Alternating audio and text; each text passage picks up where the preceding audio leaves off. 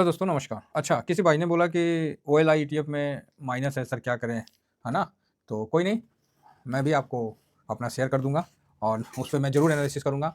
मेरा दायित्व है और मेरा कर्तव्य भी है कि किसी भी ईटीएफ में कोई समस्या हो तो मैं उनको यथासंभव बता पाऊँ। जो मेरे अधिकार में है, मैं उसको ज़रूर आपको बताऊँगा। ये आपका बिल्कुल सही है, मैं उसको यथाशीघ्र आपको बना के बता दूँगा।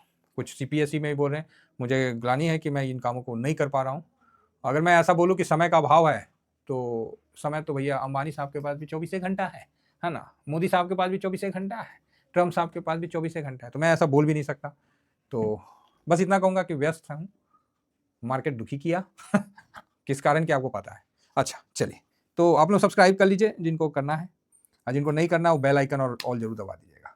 बाकी टेलीग्राम है तो आप टेलीग्राम को भी जरूर ज्वाइन कर लीजिए। इसमें अपना स्विंग है, शॉर्ट स्विंग है, दोनों को अपना करिए। बड़ा मुश्किल से तो एक आज बना था, उसका भी बेड़ा गर्क हो गया समझ रहे होंगे, समझदार के लिए सारा काफ़ी है। तो हालांकि ठीक ही रहा, लेकिन मज़ा नहीं आया आज। बड़ा मतलब, जो एक अंदर से आज अगर बढ़िया से बजट का हो जाता ना भाई साहब, स्वाद आ जाना था, तसल्ली आ जाना था। लेकिन वही है ना, मार्केट मार्केट साहब आपको ना गोद गोद के तंग करेगा गोधना नहीं होता है, गोधन पहले गोधाता था सब हाथ उथ में, है ना? अमिताभ बच्चन का फिल्म में देखिएगा, माथा पे लिख दिया था कि हाथ में लिख दिया था गोधन, है ना? तो मार्केट आपको हमेशा गोधन वाला जो दर्द है ना वो देगा। वो ऐसा लगेगा कि जिंदगी खत्म, लेकिन खत्म नहीं होने देगा, है ना? तो उसी तरह आज मार्केट ने फिर से दुखी किया। चलिए, एक कमेंट्स था तो मैंने बोला कि कमेंट्स है तो उस पर एक वीडियो ही बना दिया। मैंने बोला कि चलो बना देते हैं। देखिए, नाम क्या दिखाना है, बस मैं ये कहूँगा कि एक ईटीएफ है जो अभी देखिए 7.5% का रिटर्न दिया है। कितना परसेंट का रिटर्न दिया है? 7.5। भाई साहब, चश्मा लगा के ना मार्केट में पूरा देखा, कोई ईटीएफ इतना इतना इंडेक्स आज के टाइम में इतना रिटर्न नहीं दिया। मैं लाता नहीं, ये सब चीज़ करता नहीं हूँ, लेकिन फिर भी मैं सोचा कि क्या होता है ना, लोग फ्रस्ट्रेट हो जाते हैं बीच-बीच में। क्या है ना, आप ना सीधा रोड में भी ना चलते-चलते ना झपकी मार देता है आदमी, नींद आ जाता है। समझे? तनी आँख मटिया जाता है। और वही भीड़ रहेगा ना, नींदे नहीं आता है भीड़ में। कभी देखिएगा जहाँ पूरा जाम लगा हुआ भीड़ में, एकदम पूरा जहाँ घुसुक-घुसुक के गाड़ी चल रहा है, पूरा चाय चू चल रहा है, कोई नींद नहीं आता है। खाली रोड है ना, एकदम गाड़ी चल रहा है आपका 80-90 पे, ओ हो! तुरंत से नींद आता है। मतलब माइक्रो सेकंड का नींद आ जाता है।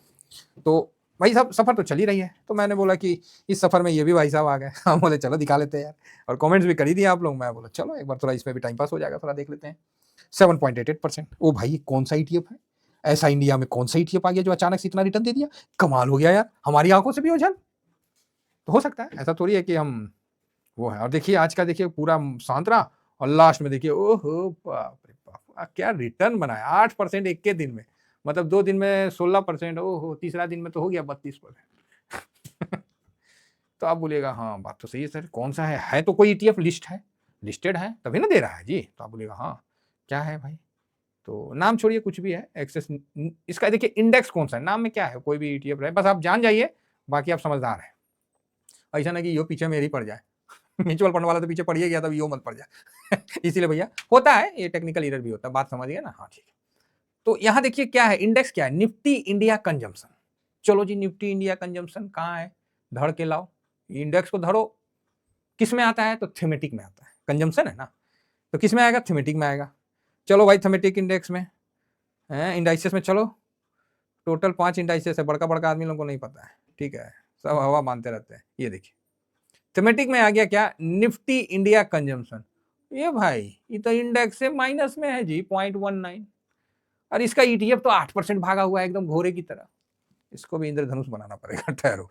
आज आज हम लोग का न्यू पेंशन वाला, सॉरी न्यू क्या था, बजट का जो था, इनकम टैक्स वाला, हम लोग का इंद्रधनुष बनाया। हमारे मार्केट को ऐसे ले जाकर ऐसे पटका ना, आज मैं इसका इंद्रधनुष बनाता हूँ। भाई स्वाभाविक है, कहीं ना कहीं तो इंद्रधनुष तो बनेगा ही बनेगा। तो अब इसका चलिए हम लोग करते हैं एनालिसिस। तो ये भाई कौन सा इंडेक्स है? तो निफ्टी कंजम्पशन है, निफ्टी इंडिया कंजम्पशन है। तो निफ्टी इंडिया कंजम्पशन तो माइनस में है, पॉइंट इतना परसेंट। आप इतना परसेंट तेजी में कैसे है? हाँ, तो आपको लगेगा कि नहीं सर, ये गूगल का सीट है, यहाँ गड़बड़ होगा। हाँ हाँ, ये भी बात सही है। चलो भैया, तो एनएससी का जो साइट है उस पे चल जाते हैं, वहीं देख लेते हैं कि क्या खेला चल रहा है।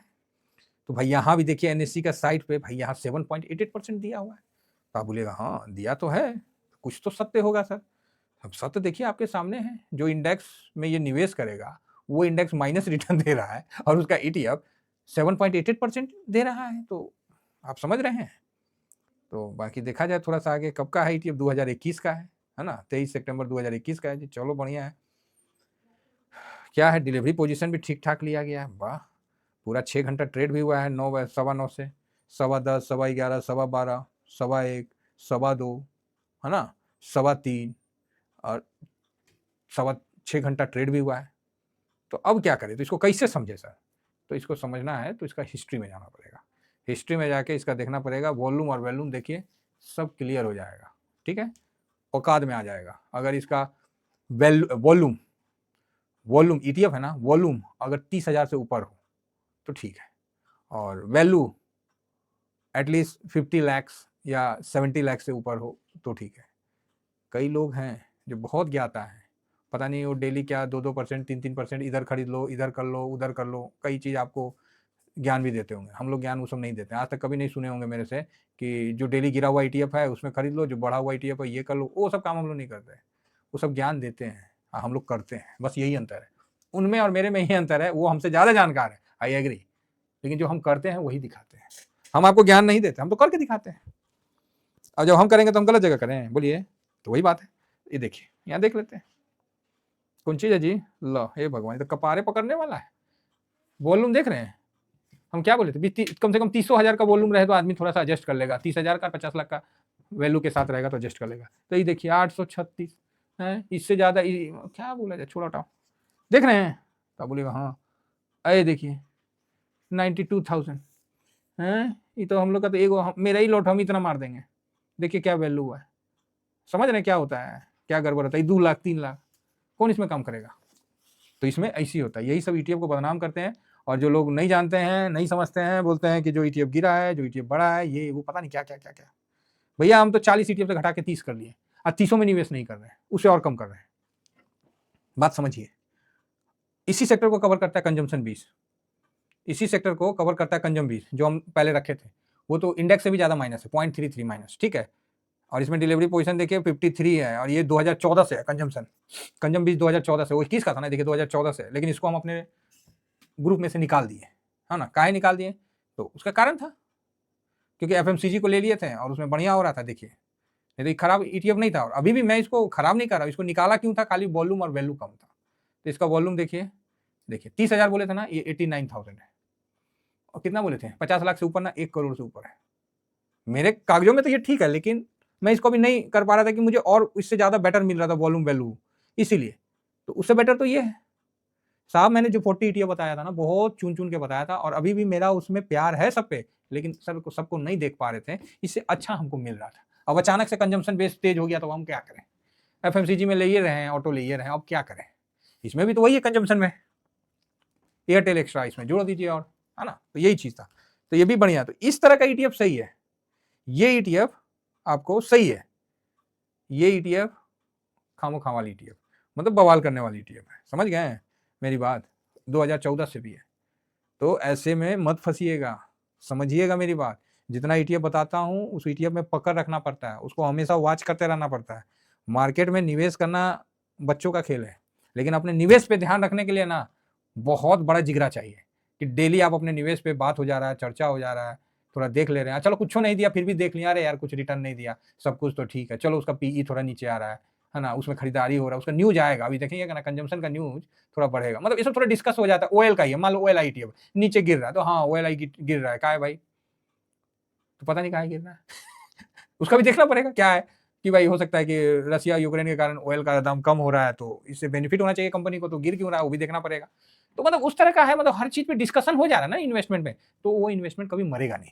जिस इन्वेस्टमेंट को आप लगा के भूल गए, पता नहीं क्या चल रहा है नहीं चल, वो इन्वेस्टमेंट आपके लिए खत्म, ठीक है। तो ऐसे में गलती से इस तरह के ETF में एंट्री मत कर लीजिएगा, इस तरह के ETF में, समझ गए, जिसका इंडेक्स का रिटर्न माइनस में है आज, और ये भाई साहब 8% देके घूम रहा है।